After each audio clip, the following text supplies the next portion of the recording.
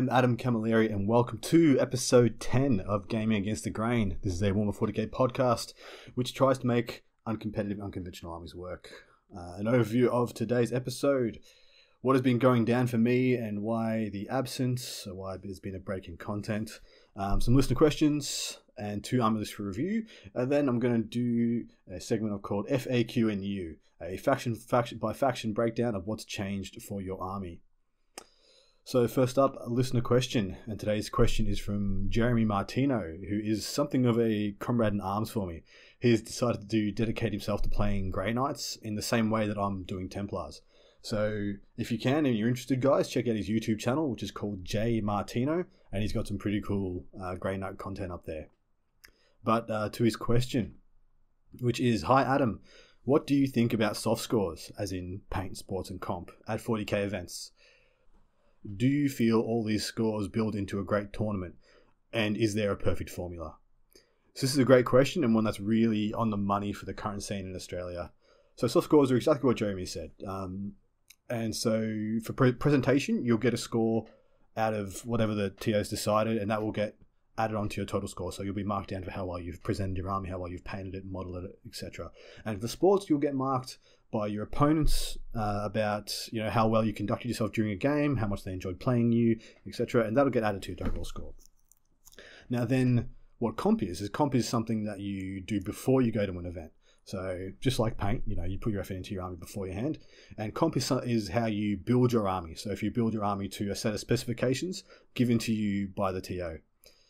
Now, with the advent of the ITC, which is a system that pretty much exclusively bases its positions off battle points, more and more of the tournaments are left in a position of seemingly falling in line with the rest of the world, or kind of going their own way. I'm not going to demonize the ITC. In fact, you can totally run tournaments with soft scores and still be ITC ranked. My own event, Preferred Enemy, which is coming up in July, has a significant portion of its points given on virtue soft scores. And we submit those scores for ITC rankings, and we advertise an ITC event. So it's irrelevant. The great thing about the ITC, as I've always said, is that it's all suggestions. You can do whatever you want with it. And there's no hard and fast rules, so it's really an open field. But what the ITC is breeding is a level of competitive play we have never seen before, where more and more of the focus is on army composition rather than presentation, and to a degree this encourages a lower standard of sportsmanship. To directly answer the question, what do I think of soft scores? I like them a lot. Do I think they should be at every event? Probably not. I'm a gamer who likes variety in the scene. I strongly believe we should accommodate every aspect of the hobby. But that's nothing new to you guys. That's something I say like every episode. But some of the things I like about them specifically is that I can bank points with hard work before I go to an event. I can put in the effort to get my shit painted well, to make it presentable, make a theme to it, make it cohesive. And I'm proud to be awarded for my hours of labor and my hard work. I can directly bank points for stuff I do before I start rolling dice. And that always feels good. Now, sports scores are more of a tricky one, and that's due to how subjective it can be, and it can be abused in many ways. And in the scene, we call this sniping. So that's when you believe you provided your opponent with an amicable experience, but you still get struck down for sports for no apparent reason. And that happens. That's humanity. That's part of interacting as part of a social game. But I do fear about a scene. I do fear about being part of a scene with anything to reward sportsmanship. Like, I had this dystopian view of the future where everyone just gets to act like a douchebag without consequences. And we had this class of gamers like at the top of the pile who just ridicule others and eventually force out anyone who doesn't act like them, like look like them. And then all of a sudden we've got all this horrible shit happening.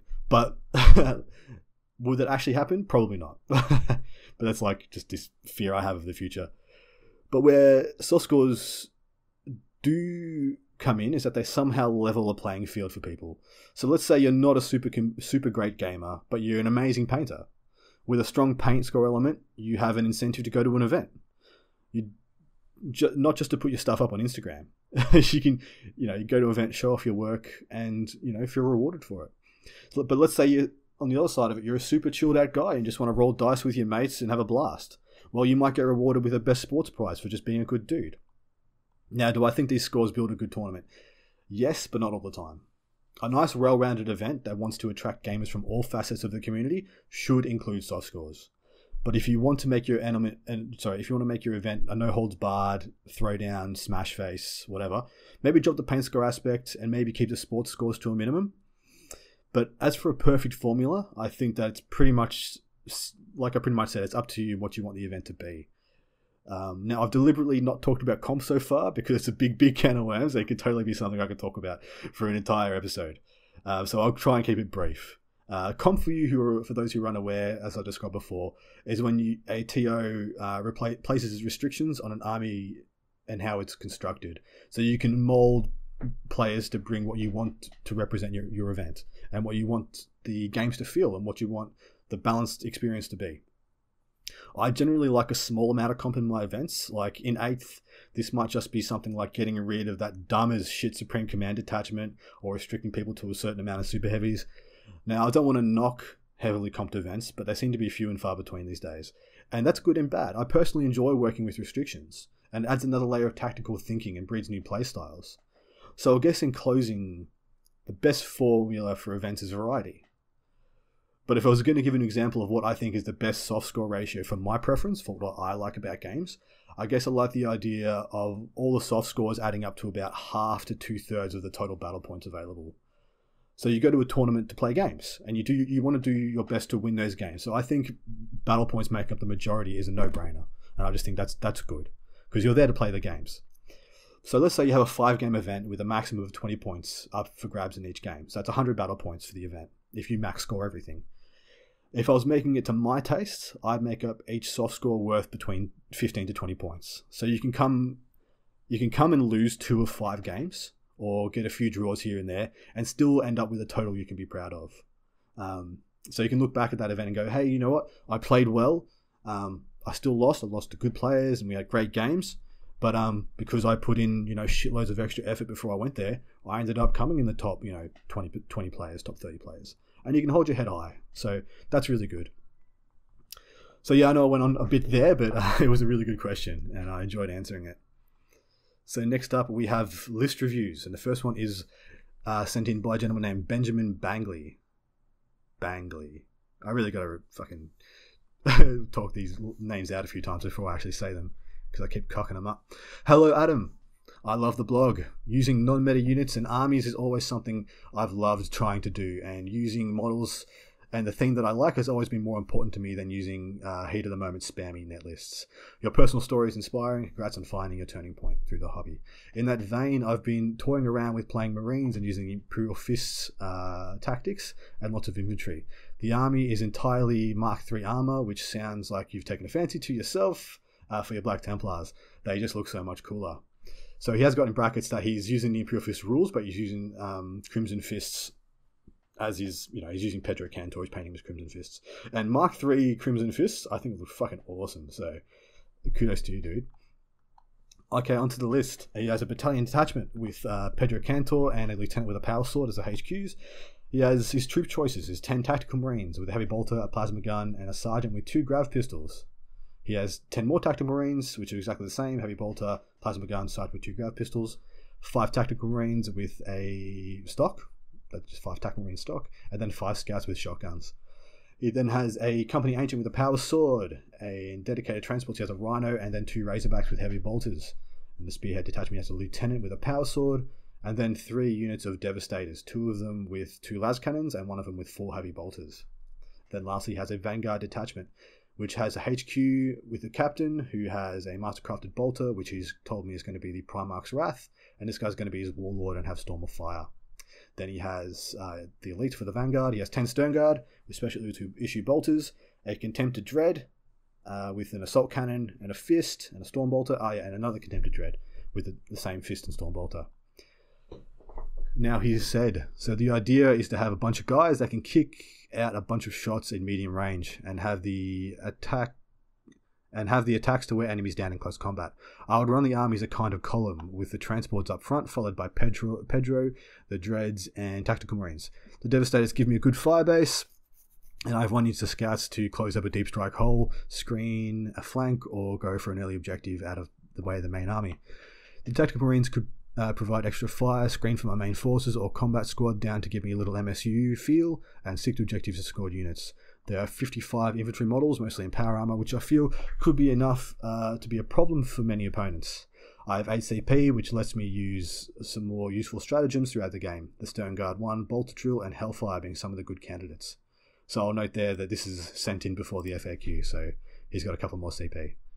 I have 4 buffing bubbles, which gives me a lot of flexibility, and the banner, which has come in handy in games. Pedro gives 4 rerolls to hit and +1 attack to nearby friends. I envision him being escorted by the Dreadnoughts. This gives me a countercharge element with 5 Power Fist attacks and 10 Strength 14 Dreadnought attacks, all rerolling to hit. The attacks buff would be great for the Stern Guard as well, and suddenly that unit will be kicking out 32 attacks, and the 2 lieutenants will let most of the army reroll 1s to wound. They also provide a little power weapon support if I need to get out of tough combat. The captain is there mostly to buff the Stern Guard. You've recently talked about how awesome this unit can be. Rerolling 1s to hit and AP increases on the wound rolls of 6 from Storm of Fire make them nasty. Combined with the Fist Chapter tactic means they can ignore cover bonuses as well. Adding in the Stern Guard strategy with +1 to wound or Bolter Drill for extra shots on 6s, and they can kill or maim just about anything. And you're right about that. That is actually pretty fucking awesome. The Primax Wrath is a cheap and deceptively effective character. Makes for a cheap and deceptively effective character. And the Rhino would carry the Stern Guard. 1 Razorback would carry 5 Tac Marines and 1 character, and the other one would carry either the Heavy Bolter Devs to a midfield fire point. Several characters or combat squad, or possibly even the scouts. Once these guys have jumped out, I would send these guys into enemy army to be close and soak up smites, get in the way, or assault things to keep them from shooting me. One fluffy choice is the dual pistols on the tactical sergeants. I modeled these a long time ago because it looks sick, and they have actually performed really well in games. People are caught off guard by the 2 strength 5 -3 shots, and the D3 damage can put a dent in something. Being pistols, they can be shot in close combat, which surprises people as well. They may not be the most point efficient thing, but it can certainly fits the mold of things that aren't used often, which I love. I think it's probably nearing too thorough of a description of how I plan to use the army. I don't play in super competitive scenes, so I'm sure there's plenty you'll see that won't work out for me. I hope to hear from you in the future episodes. Yes, that was quite an extensive explanation. So for the future guys, feel free to not write that much. So this is a fun list. It's got lots of bodies. It lacks a little bit of dynamics. I've got a fear of the walking characters being left behind, or outpacing their reroll bubbles. Sorry, or everything else being outpaced and getting away from the reroll bubbles. Pedro Cantor is amazing. He is a beefcake beatstick reroll bubble, and that 1+1 attack is crazy good. But some changes. I've tried to keep the basics of the list the same, to just optimize the stuff that you've already got there. So firstly, I dropped the 5-man tactical squad unit altogether, and I dropped the two 10-man tac squads down to 2 5-mans, one with a heavy bolter and one with a plasma gun. I have kept the dual grab pistols on them because they are your flavor, and I think that's fucking cool. And I don't want to mess with the stuff that people love. The other thing I've done is I've dropped the 2 Razorbacks for rhinos, so it's making 3 rhinos in it. The reason for I dropped them for the Razorbacks for the rhinos is because when you use rhinos, the great thing about them is that they're really unappealing to shoot at, and you want them to be unappealing to shoot at once they're empty. Using the Razorbacks to tie things up in combat once they're empty is kind of a wasted points. Rhinos are useless at range, so people will not want to shoot them when there are Contemptors, Devs, and Stern Guard on the board. Just let me close that. And so now to the things I've added. So firstly, I swapped the relic gun from the captain to one of the lieutenants, and I gave that captain a jump pack and the relic power fist, which I actually think is pretty legit on a captain, because that power fist is straight flat 3 damage like a thunder hammer, but it doesn't have the -1 to hit. So he's going to have 4 attacks hitting on 2s, rerolling 1, so hitting on 2s rerolling, with strength 8 -3 damage. And he's a unit that can keep up and go in tandem with the 9-inch move on the Contemptors without an issue, making a nice and scary trio that can smash down any vehicle out there. Now, if you couple all of those with Pedro, all of a sudden they go to mental levels of damage output. Now, I've changed the Devastator loadouts, so I've kept the Heavy Bolter squad the same, but I've added an additional weapon to the other 2. So one unit got a Heavy Bolter, and the other unit got a Missile Launcher. And I also dropped the Storm Bolters off those 2 squad sergeants. If I didn't mention that before, he had Storm Bolters on the Devastator sergeants.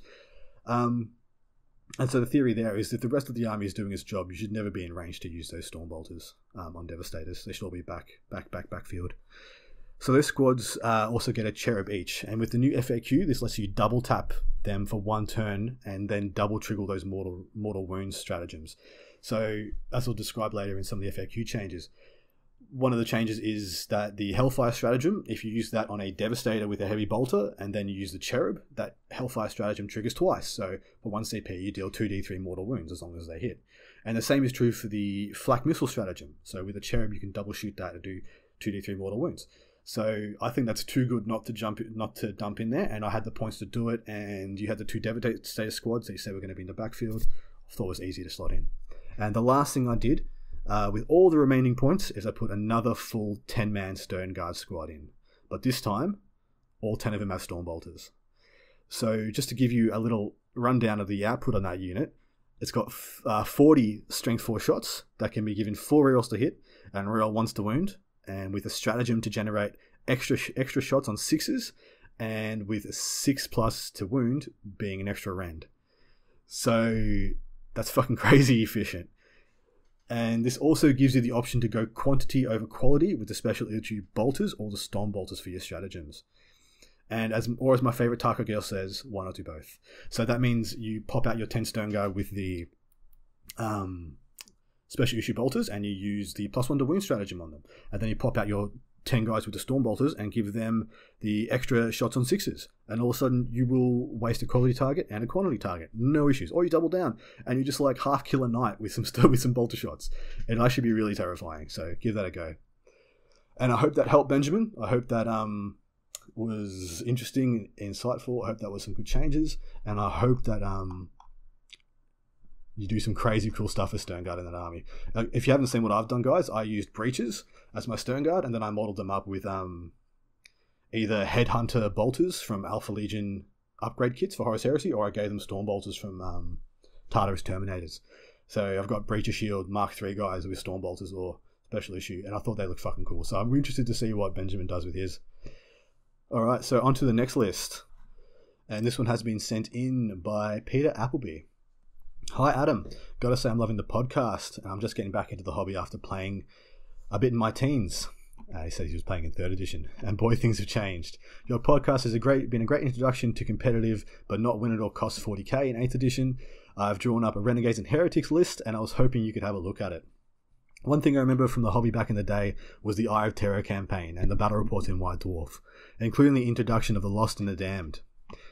The idea of the everyday working class heretic was really cool for me, and the modelling opportunities are great. So getting back into it, I was drawn to the Renegades and Heretics stuff pretty quickly. Being an Imperial Armour list makes it a bit weird, but I don't want to get too massively competitive. I suspect that there'd be plenty of tournaments which just wouldn't allow it anyway. I want the list to be fluffy, and I also want it to stand a chance to win some friendly games with people who I play pretty regularly and have some experience building lists. I've put the armor in there as it's the heavy hitters, and pretty much everything else is there to force a bit of a choice of targets. Either my opponent focuses on the tanks and lets the Gribblies into their lines or objectives, or they focus on the Gribblies and let the tanks and their big, kill their big stuff. The Gribblies themselves are basically divided into an outright attachment to stuff to charge straight into the firing lines to tie stuff up. The Mutants should do decently with Unnatural Vigor cast on them, and the Covenant of Slanesh should help get them into the fight quickly. The Disciples are Bubble Wrap, Deep Strike, Denial, which can also sit on an objective. The Marauders are there to be a bit more mobile and harder to take down if I get them into cover. An annoyance which either takes objectives or wastes firepower. The Covenant of Zinch is my main detachment for close combat armies, though the Punishers and Vulcans should chew through any horde reasonably well. The Executioner is there to be pointed at something like Gilliman with some backup. The Defender is just really cool. I agree totally. The Defender is just really, really cool. Anyway, I'd love to know what you think, and keep up the good work. Okay, I love this list. Lots of fun in there. Lots and lots of fun. It combines MSU, Horde, and Armor pretty well. I found it really interesting looking at the Coven options, and they add heaps to the army. So if you guys don't know, the Coven options pretty much is like adding their chapter tactic. and they all do different stuff. The ones you've chosen mostly is Slanesh, which adds to your charges and lets you charge further. I think you roll 3d6 for your charges, take the highest 2. And then the Zinch one lets you overwatch on 5s and 6s instead of just 6s. So that's cool on a defensive guard army. The inclusion of the Defender is the best example of how he's using that Zinch trait. For those who don't know, the Zinch Coven, like I said, is +1 to hit on Overwatch, and the Defender comes with its own +1 to hit on Overwatch. So this bastard hits on 4s whether it's shooting at you or whether you're charging and it's shooting at you. Unfortunately, when this list was sent in, I think a page got cut off because I didn't have any of the Punishers or the Executioner in there. But when I added up there on my own Battle Scribe, and I assumed there was 2 Punisher tanks and 1 Executioner, and it came to 1975 when I put everything else in. So there might be something missing in there. There might be 25 points like track guards or some shit, or some Pintle Mana weapons. So this army right now is 4 detachments, making it over the suggested match play rules. I should let you guys know that. And as it has only 3 single CP generating detachments, it has a total lack of CP options with only 6. So I'm just going to pull it up now and we'll go through it. One sec. Alright, the first detachment is a Vanguard detachment and is led by a Renegade commander who's just stock. And he's got 4 Renegade Marauder squads. Each one's got the Stalker kind of trait, which I think lets them get an extra +1 to cover when they're in cover. And each one is 5 guys with 2 plasma guns. So these guys are pretty much like Tempestus Scions, but they get +1 in cover instead of Deep Strike. And then the next detachment is the Outrider detachment, which has a Malefic Lord as a HQ choice and another Renegade commander. And then he has a Renegade Mutant Rabble, which is kind of like the same as a Cultist unit, and he's got 30 of those. And then he has 3 single Chaos Spawns for his fast attacks. Then he has a Spearhead detachment, and in there he has another Renegade commander as the HQ. And then he has a Renegade Disciple squad. So these are like, if you were to look at a infantry squad for guard, it's like them, but veterans. So, they take a heavy support slot. They can take only 1 special weapon, but they got the BS3 plus instead of BS4 plus. Now he's got 1, 2, I'm assuming, 2 units of those. And then this is the detachment where it's got the page cut off. So I'm assuming the next 3 choices to fill out the heavy supports are the 2 Punishers and the Executioner. And then lastly, in that one, he also has a Malcador Defender. And so everyone knows I've talked about the Malcador before. It's like a Malcador chassis with a bunker on top. And so it's got like 7 heavy bolters and a Demolisher cannon. So fucking cool looking model. And then lastly, he has a super heavy auxiliary with a Macarius Vulcan, which is the sexiest looking tank in the 41st millennium. Okay, so back to it. So yeah, like I said, this is 3 detachments, which only generate 3 CP. So we only have 6 CP for the whole army. Now, this is not as huge a deal as you would seem, as this army is a index army, so it doesn't have access to a whole book's worth of stratagems. So the only things you'd really be needing would be rerolling damages, rerolling to hits, or 2 CP to ignore morale checks. But still, more is better, as always, and here are some changes I'd do. So firstly, I wanted to switch out 2 of the detachments for a battalion. So what I dropped was the Outrider and the Spearhead. In the new battalion, I put back most of the options I took out. So we've got a Renegade Commander and a Malefic Lord as the HQ choices. The troops choices are the Horde of 30 Rabble, which is, like I said, pretty much the same as a Cultist, and then 3 single spawn added in for the fast attacks. Then I needed 2 more troops choices. So I moved the Disciples, who are essentially, like I said, BS3 plus infantry squads, and I turned them into militia squads, which are exactly the same as a infantry squad for Imperial Guard. And then I gave them the same loadout as well. So instead of them being 3 plus troops, now they're 4 plus. So 3 plus elite choices, now they're 4 plus to hit troops. And I still had points left over, so I added in one of the Disciple squads I took out, keeping all the loadouts the same. So I think they had mortar teams in all of them. Now what you could do instead is just add 2 more barebone militia squads instead of adding in all the tech that I put in, and then just keep the Disciples in there as it is. This means you've got more bubble wrap and a really unthreatening unit to sit objectives, which is always good. Now, I've got to say, this list was pretty kind of well rounded already. If you didn't want me to make it super competitive, I'd kind of just do the changes I said and just leave it. There isn't a hell of a lot you'd want to do with it without going ultra competitive, which would be just spamming the rabble, and then spamming out as much armor and mortar teams and shit as you can. Because unfortunately, one of the bad things about Renegades and Heretics is they don't have access to reroll bubbles. So to make this a competitive army, you'd have to pretty much just spam stuff, and they are really, really, really cheap. You can get a godload of stuff into a Renegades army, but there's not a lot of synergy. So what you'd be doing is just adding in layers and layers of redundancy, and that's really cool. And that would look exactly like a Renegades army is supposed to look, because that would just be shitloads and shitloads of mindless dudes with crap guns kind of running at you. Fun for the whole family. So now with the changes I put in, you've got 10 CP. And you can afford to pay 2 CP a turn to keep those rabble from running away. And you get a reroll save or 2 on the random shots, the Executioner, no issues. Now, I love a lot of the unit choices though. Like, it's got lots of Daka still with the 2 Punishers and from the Macarius Vulcan.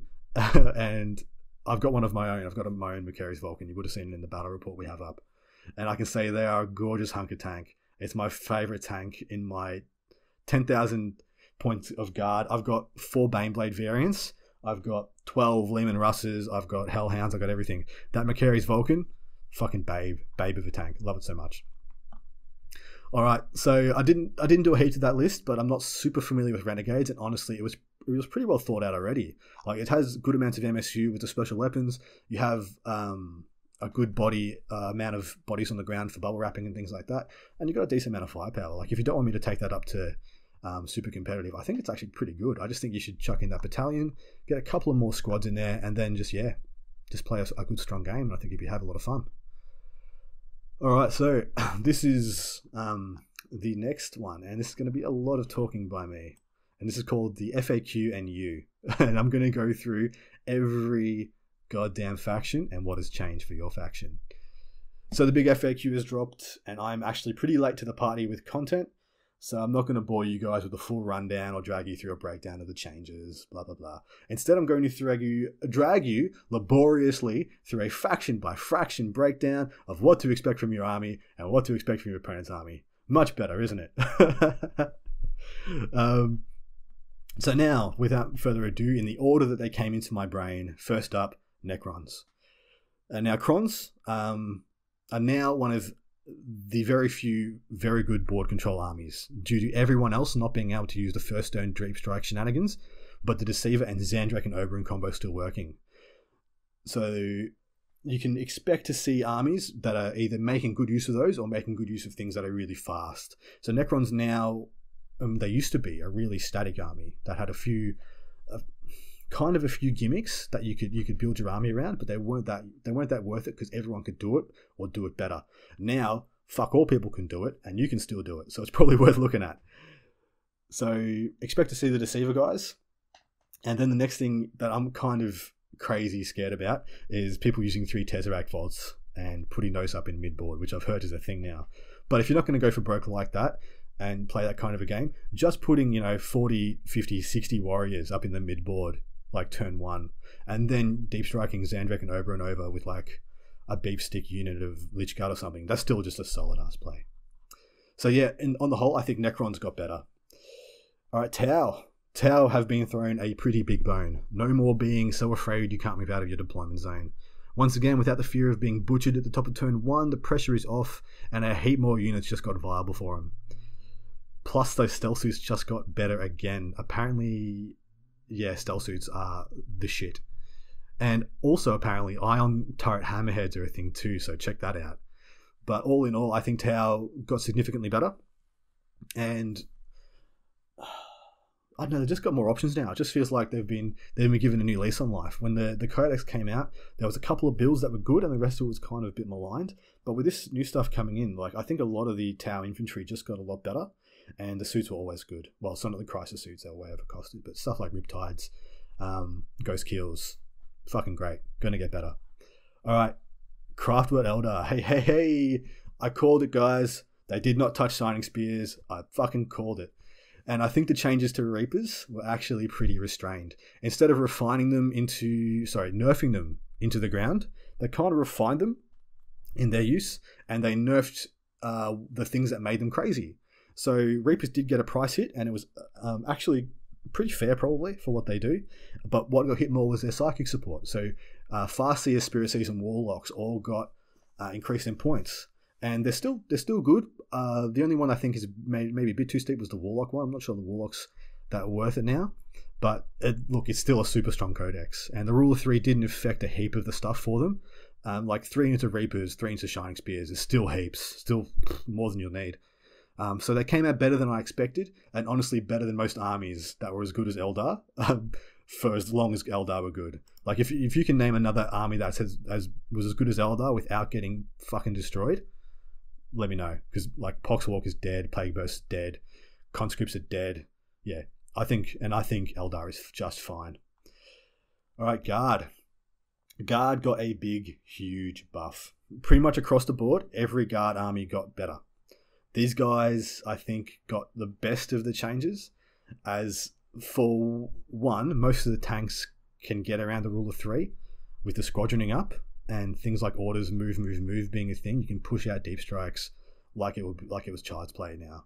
So if you didn't know, you can take like Hellhounds, yeah? You can take 1 Hellhound in a unit, or you can take 3, and then you can deploy them within 6 inches of each other, then they act independently. So you can take 9 Hellhounds in an army, you can take 9 Basilisks in an army, you can take 9 Leman Russes in an army. So that gets around the rule of 3, no problems.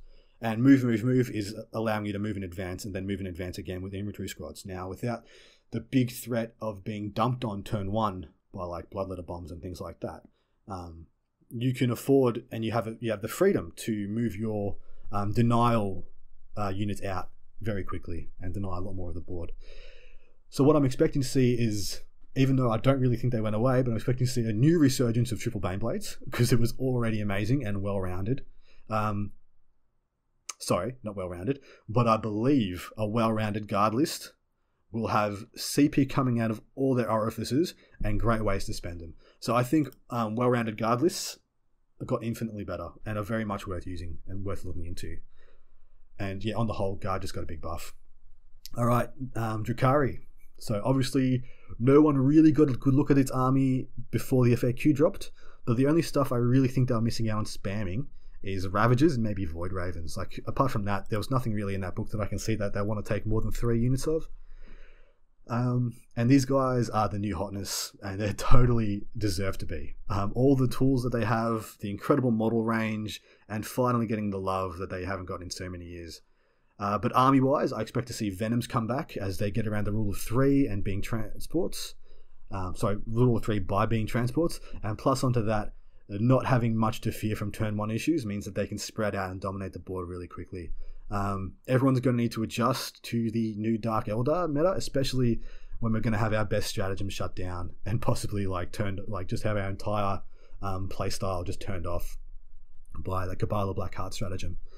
Now, furthermore to that, you can expect to see still deep striking Drukhari things, because most of the things that Drukhari have to deep strike wouldn't have been deep striking turn 1 anyway, like the big grotesques and what's the big catamaran thing called?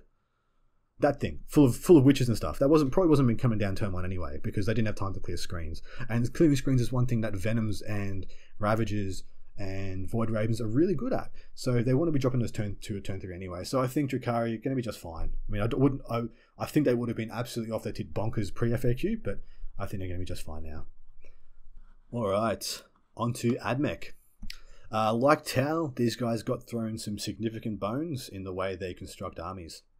Due to AdMech not having a good denial unit like Scouts and Nurglings, they were really susceptible to being pinned down or wiped out quickly against strong melee Alpha Strike armies. Now they can rely on a few cheap units of Rangers or Vanguards to bubble wrap against things like Gene Stealers, and then they can cap objectives the rest of the game. One thing to note that did change that I noticed was the Greya trait. So their Greya chapter tactic got changed to essentially a 6+ feel no pain, but with the original rules still remaining. So if you lose your last wound, you get a 6+ to stay alive. And then if a unit fails a morale test, every model that would flee sticks around on a 6+. It's now also confirmed that things with Ignore's cover also ignore Shroud's Psalm. So that's the thing to know now. But all in all, I think they're in a much better place than they were pre-FAQ. So next up, Space Marines. So not a heap has actually changed here. I suppose the biggest one is that Scouts went from you must have these in every single army you ever make to you must have these in almost every single army that you ever make. So I think that's probably the biggest change. And there has been a change to the Auspex scan, and it's decent. It just means the change means that you can shoot stuff that use redeployments. So if you pick it up on one side of the board and put it in another one within 12 inches, you can try and shoot them for 2 CP. And so what that is really a good tool for is against stuff like Gene Cult, who can try and push in on you turn 1. And the last thing I think that was actually pretty cool, and something that's actually worth investing in now, which I already noted before, is the change to the way Flak Missile and the Hellfire stratagem works with Cherubs. So as I said before, you can proc that stratagem twice now. So on turn 1, for 2 CP, you can do 4 D3 mortal wounds, which is pretty good, and probably one of the better Marine options out there, which is actually kind of sad. Overall, I think Marines, more than any other army, stayed the same. Mind you, Raven Guard admittedly got better, but only because everything else got denied to other armies. They got a backhand buff because other things got removed.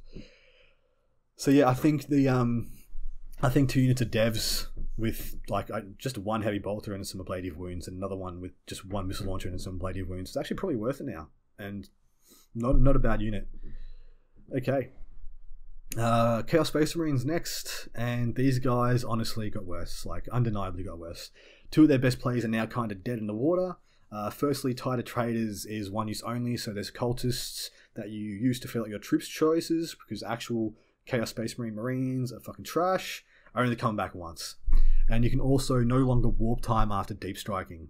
So I know this affects some of my mates, who actually used to use stuff like Berserkers in Charybdis drop pods, and then warp time them. But further than that, a lot of people used to infiltrate stuff with Alpha Legion, then warp time them to tag things in combat. So people used to take, big units of cultists, and then warp time them and just try and surround a couple of units, take some hostages. So you're like Raven Guard, Alpha Legion is still top of the pile, and they got that backhanded buff, but with the amount of stuff that they lost as well, I'm not sure if they came out better than they were, and I don't think they did. But the mechanics still work, and they're still strong.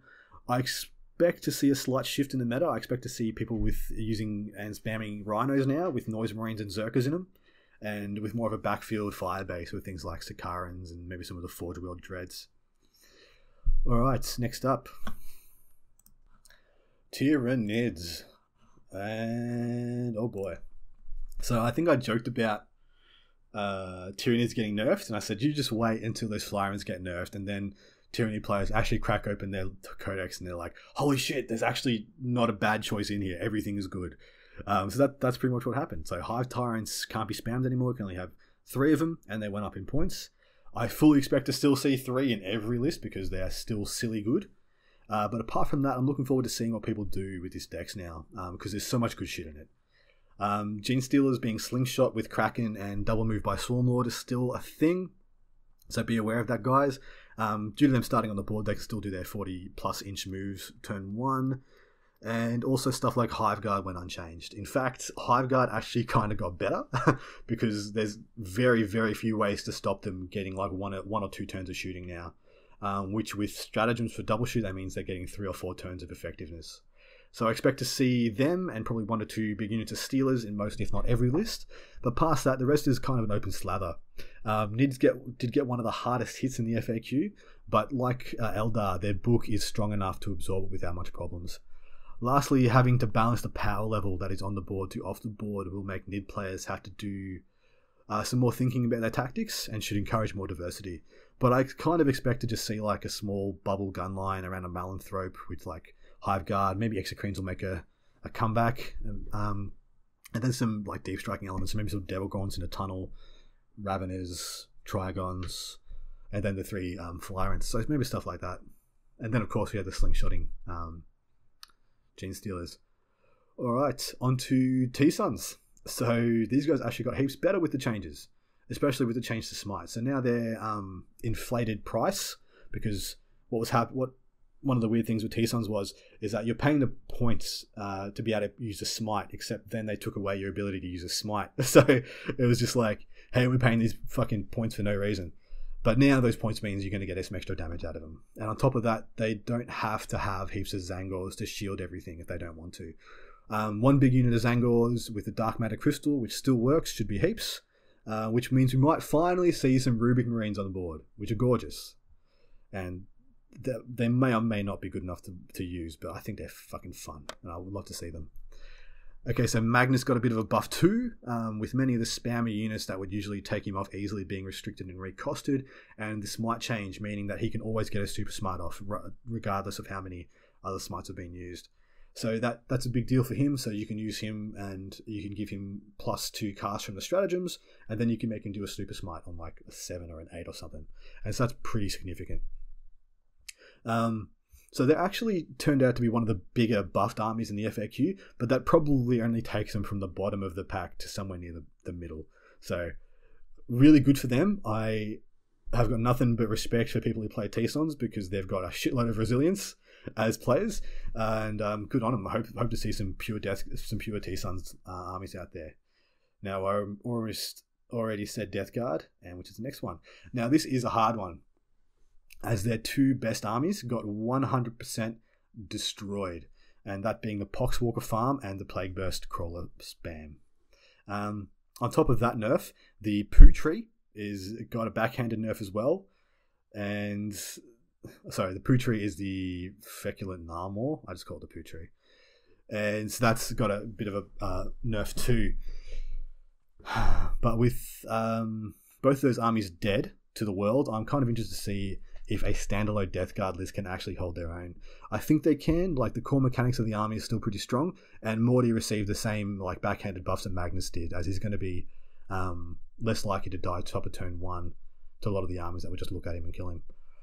But this is one of the armies where I'm not sure where they sit now.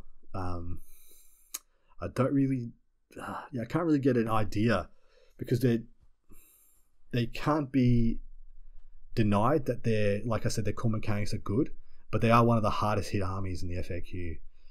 But the things they do well are still going to be the things they do well. And I think a 50-50 like Death Guard Nurgle Demons army will be just fine. Alright, Demons up next. And these guys got hit pretty hard too. Losing both the Pink Horror Bomb and the Bloodletter Bomb first turn is pretty harsh.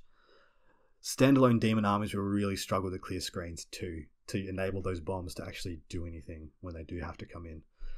So I'm hoping things like Seekers and Flamers might get splashed in and be popping up, which I would love, because they're both great models, and anytime someone uses Slanesh unit, I like, you know, a Seeker gets a new mount or something, or like, I don't know, a Fiend gets another boob. I'm surprised that both T-Suns and Grey Knights got their smites back, but Horrors didn't get any buffs to their smites and their psychic powers. But I suppose that's why they gave them shooting attacks, so they didn't need it. So I'm not expecting to see many solo demon armies around, especially not expecting to see many solo god armies, like mono god armies. I don't think there's any mono god lists that can really hold up at the moment.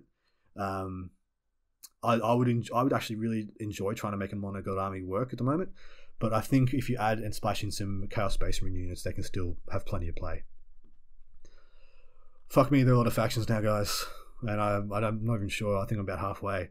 Alright, Custards. These guys only got better. With the extra CP from battalions, you can actually build more than one goddamn gimmick into your list, which is only good for the game, and only good for Custode players. Also, without the threat of first turn deep strike shenanigans, you don't have to bubble up around your characters in fear of getting tied up in your deployment zone and never making it across the board. Mono Custodes will be a much more rewarding army to play now, but I don't expect to see that many. I expect to see it pretty much stay the same. About 1,500 points of Custodes with 500 points of Guard for CP generation. But look, I think Custodes and getting a backhanded buff with the battalion is good for them, and I hope that inspires more people to run Mono Custodes, because they have some of the best stratagems and some of the best models. And so dedicated Custodes players, fucking kudos to you guys. Alright, Dark Angels.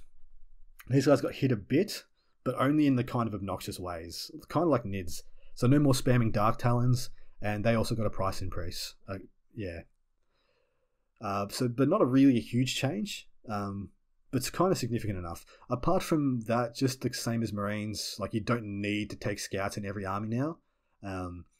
And bikes got kind of a buff as they don't have to, be charged first turn. They have a chance to use the movement that you're paying for with them. But not a lot of people were using mass bikes anyway. You'll probably see around the same armies we saw before, Azrael surrounded by Hellblasters and a Dark Shroud, plus some other stuff. Alright, I'm here, guys. Blood Angels. Poor Blood Angels. Probably the biggest hit faction, and hit in two ways. Firstly, not being able to deep strike in your own outside your own deployment zone turn 1, and then having to balance the power level with what's on the board and what's in deep strike. Now, they have been thrown 2 bones since then. The move before the game with the Death Company strat, and the Wings of Fire, which lets you pick up a unit and then deep strike it. They both still work. The issues are that if you go second and you don't have great terrain to hide out of line of sight, both the units you were hoping would get into combat turn 1, so you're hoping to be able to move your Death Company 12 inches and then move in 12 and charge in your turn, and then pick up and deep strike maybe another unit of Death Company and charge them 3d6. They're both going to die if you go second. And if you go second, that Wings of Fire isn't going to work because your opponent will just zone off, and then you'll be 9 inches away from like an infantry squad, and oh boy, you can use your fucking 200-point Death Company user to kill 30 points of infantry, and they're dead. So sorry to say, guys, Blood Angels are in for a rough time. But if I was playing Blood Angels, I'd be looking into some good backfield, anti-tank, and anti-infantry options. And so you've got a chance to get those screens down turn 1. And then I'd be using those beat stick characters. What are they called? Someone had a funny name for them. But it's the jump captains with like dual lightning claws or thunderhammers, because they just tear shit up. They're so good for their points. And keep a couple of those near a backfield firebase with like Sicarans, Devastators, things like that. And those will be the deterrents and give them the reroll bubbles. And then you have 1 or 2 big scary units in reserve, and then I'd be trying to get comfortable with deep striking them turn 3. I'd be playing deep strike them turn 3, deep strike them turn 2 if you have a really opportunistic play. But most of the time I deep strike them turn 3. And so that's what I'll be doing with Blood Angels. But unfortunately, I think it's going to be hard to do. Alright, we're almost there, guys. Couple left, and if you can't hear, my voice is not enjoying this. But I am. This is awesome. Grey Knights. Now, initially, I thought Grey Knights got hit just as hard as Blood Angels, and that they were essentially nerfed into the grave. But with a few revelations and some clever lists, I think you can make these guys work. Interceptors just went to the top of the pile for utility in the game. So now Interceptors, they deal damage in the psychic phase. They are good in combat with the Falchion, and they're good at shooting with a Stormbolter, and now they can jump around turn 1. So they're doing a lot of things. They've got dynamics in every phase of the game now. Every single phase, they can do something. So that's incredible. With the ability to deploy them and then teleport anywhere on the board, and you being able to do that without psychic powers or a stratagem use as well is fucking cool. Further to that, the Grey Knights getting their smites back was as big a deal for them as it was for T-Suns. But on top of that, Gate still works for them as well. So they actually have more options for first turn pressure than most other armies now. I think only probably Gen Cult are the same for the amount of first turn threat you can lay on somebody now. So I think Grey Knights are actually better off on the whole. It's just going to be a really specific build without much variance. So it's probably going to be like 3 to 5 units starting on the board. 3 of those being Interceptors, 5 or 10 mans. I'm not sure which is going to be better there. And then like a Grandmaster in Dread Knight to use Gate on himself turn 1 and kind of absorb as much fire as we can. Maybe you pop the stratagem for +1 in Von on him. And then past that, probably some Rifleman Dreads, so some Venerable Dreads with the double autocannons or something like that to hold backfield. Alright. But on the whole, I wouldn't be down as a Grey Knight player. I'd be like, hey, I just need to rethink my stuff, but I think I stayed about the same or maybe even got a tiny bit better. Alright, Orcs up next. And on the whole, Orcs came out pretty unchanged, which is kind of cool. Not being able to spam as many Stormboys is probably annoying, but honestly 3 units of max Stormboys is heaps. And with the jump power still working, and the already mentioned Stormboys being able to charge turn 1, I think they're going to be fine. Furthermore, one of the big issues for orcs was getting smashed top of turn 1 by things like bloodletter bombs that could reliably deep strike, charge 2 units of boys, pay some CP, attack twice, and just wipe them both. With things like that gone, I think they came out a little bit better than they were, but I don't expect to see their armies change all that much. All right, second to last, guys, sisters. And truthfully, kind of got better, kind of got worse. They got better in some ways, worse in some other ways. Worse in that dominions, you can only have 3 units of them now, and most of the armies I used to see would have like 4 to 6 of them. But those dominions got better. Because one thing I expect to see less of is less screens and less area denial units now, that people won't need them as much. So those dominions will and sisters on a whole, will hopefully go under the radar and get better mileage out of those units. And it leaves the door open for them. Further to that, Celestine is still a goddamn steal for what she can accomplish. And the rule of 3 you're going to have some holes to plug now in those armies, but with things like, I think things like Seraphim can plug those holes, like 3 into Dominions, 3 into Seraphim, Celestine. I think that's a really good core of an army already. Take some Battle Sisters to fill out a battalion. You've got plenty of CP now. I like it a lot. One interesting thing to note is that the new Battle Butters rule means that you can no longer just slot Celestine into every goddamn Imperium army. You're going to have some toss-ups. It's going to actually be a question you need to ask yourself, because you're going to need to sacrifice a detachment to get her in. And the cheapest way to get her in now is a patrol detachment with a unit of Battle Sisters. So firstly, that's a detachment 1 of 3 that you're losing, which isn't giving you any CP. And yeah, you've lost one of your 3 slots. So you're going to have to toss up whether that's worth it now, which I actually like a lot. And hopefully people actually go out and buy some sisters and we see more sisters on the board, because sisters are awesome. All right. Knights. Kind of got better. So the way they got better is that there's much less fear of losing 1 knight to shooting at the top of turn 1 and then losing 1 knight to melee at the top of turn 1 too. Rule of 3 doesn't really matter here, as only, I think, the Crusader, the double shooting knight, was the only one you wanted to take, would want to take more than 3 of, and you couldn't take more than 3 of that anyway. You couldn't fit that in a list. So, no problems there. And you can't deep strike him anyway, so they didn't give a fuck. So on the whole, I think they got a medium buff, but nothing to rave about. And I think the Forge World Knights are and always have been worth a look in, guys, but the FAQ didn't make much of a dent. Alright, Harlequins. First turn threat removal gives them the same buffs as Drukhari, lets them use that movement and spread out more often. But the meta shift towards gun lines might be a hindrance in the long run, and that might mean that things are going to be worse off for them. Not being able to first turn use the webway stratagem is okay. There weren't many deployment types that let you use that without support. Like, I'm not sure you wanted to webway strike something in top of turn 1 unless you were playing the long edge with the arrow head, so you can start really close to people. Otherwise, you'd be chucking down a relatively expensive, very fragile Harlequins unit without support, and I don't think that's a good idea. So most of the time I saw people deep striking in turn 2 or turn 3 anyway, so that's no big deal. So Harlequins got kind of better at what they do, because they'll have a chance to spread out against more armies and use their movement and move up the board, but kind of worse in the fact that gun lines are going to be more prevalent in the meta. Alright, finally onto the last one that I can think of.